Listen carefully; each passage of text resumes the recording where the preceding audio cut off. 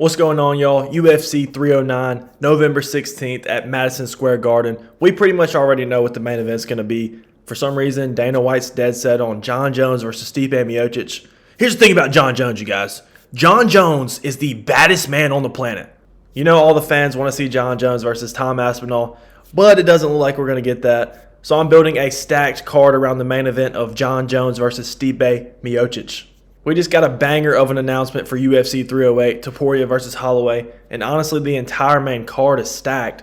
So we're about to go ahead and stack this UFC 309 main card. But let's get into it. Obviously, the main event, Jon Jones versus Stipe Miocic for the undisputed heavyweight championship of the world.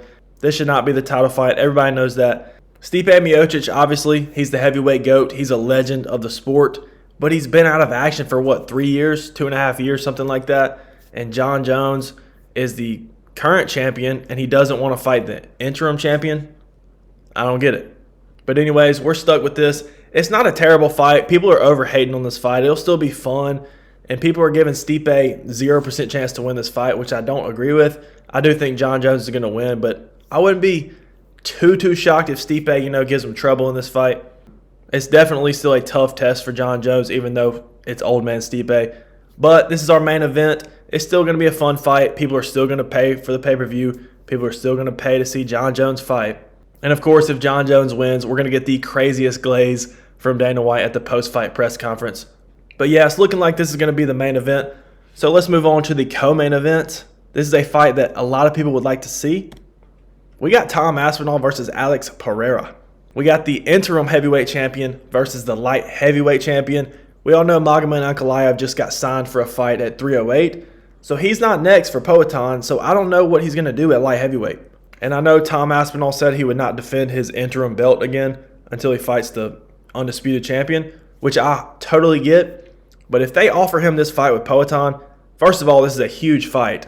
And second of all, the winner of this will most likely get promoted to undisputed champ because I think Jon and Stipe, they're probably both going to retire after this fight. But I think this is a great fight to put under Jon Jones. If Tom Aspinall goes out there and beats Poatan, that puts even more pressure on Jon Jones to fight him. And obviously, if Poatan gets out there, becomes a triple champion, that puts pressure on Jon Jones as well. And then that could potentially be the biggest fight in UFC history. But anyways, this is a banger fight. Obviously, massive KO power in both of these guys' hands. I'm assuming Tom Aspinall would take him down very quickly. I don't think he wants to play that game with Poatan, even though he's a great striker himself. But I think Tom Aspinall would get this one done if it happened. But still, I'd be super excited for this fight. Love both of these guys. But it'd be sick as a co-main under Jon Jones. All right, moving on to the next fight on the main card. I've got a number one contenders fight with Shavkat Rakhmonov and Jack Della Maddalena. This fight was originally scheduled for UFC 305, and JDM has been hurt. He's been having surgeries on his broken arm against Gilbert Burns, which is fine. He's been pushed out of action for a little bit. But I think you remake this fight. I know a lot of people are going to say that Shavkat deserves the next title shot, which I understand that. But are we really going to grant Shavkat a title shot off of a win over Wonderboy Thompson? He's fought two ranked contenders in Jeff Neal and Wonderboy, and he had a really tough fight with Jeff Neal. Ultimately, he got the finish, which was great. He's looked great, but I think he needs to win one more, get put in a real number one contenders fight before he gets a title shot. Maybe in the meantime, they set up Bilal Muhammad versus Kamaru Usman, which probably is not a popular opinion, but I think it's the right move for that welterweight division. JDM still undefeated in the UFC. Obviously, Shavkat still undefeated. And the UFC is also trying to build up Ian Gary. I know Ian Gary was calling for a fight with Shavkat, but I don't think the UFC is going to build up Shavkat and build up Ian Gary and then make them fight each other. I think they're going to build him up two separate ways so they can have two separate contenders.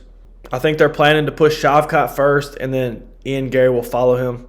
But I definitely don't think they want those two fighters to fight and one of them kind of be eliminated from title contention. So why not do Shavkat Rakhmonov versus Jack Della Maddalena? This is a banger fight. Such a fun fight. Very needed for the welterweight division. And Dana White loves Jon Jones, so why not throw a banger fight like this on the card to hype up a Jon Jones event even more? Sounds good to me. Let's move on to the next one. Boy, it's your alcohol, acting like a kid. Bo Nickel versus Bruno Ferrera. I think this is actually a banger matchup, a big step up in competition. I know Dana wants to push Bo Nickel, which is fine. He was on the main card of the last Jones pay-per-view. He was also on the main card of UFC 300. I don't see why Dana won't do it again and put him on UFC 309's main card. But Bruno Ferrera, another Dana White Contender Series alumni himself, he's a tough fight.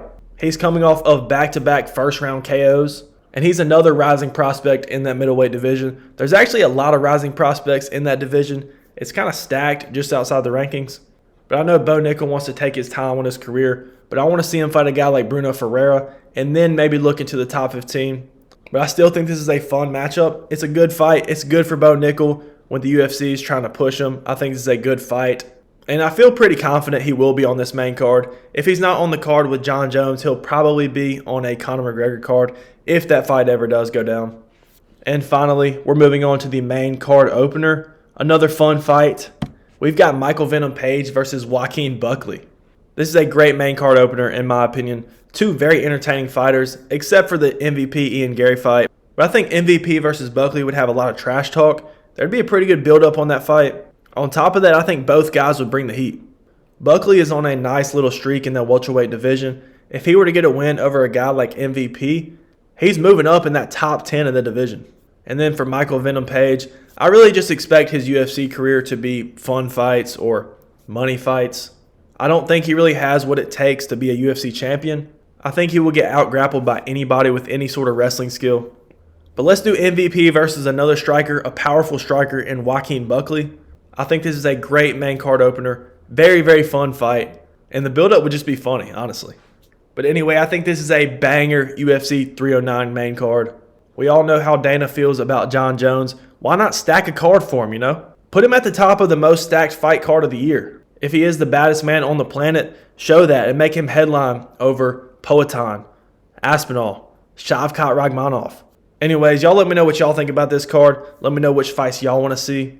But be sure to drop a like, hit that subscribe button, and we out.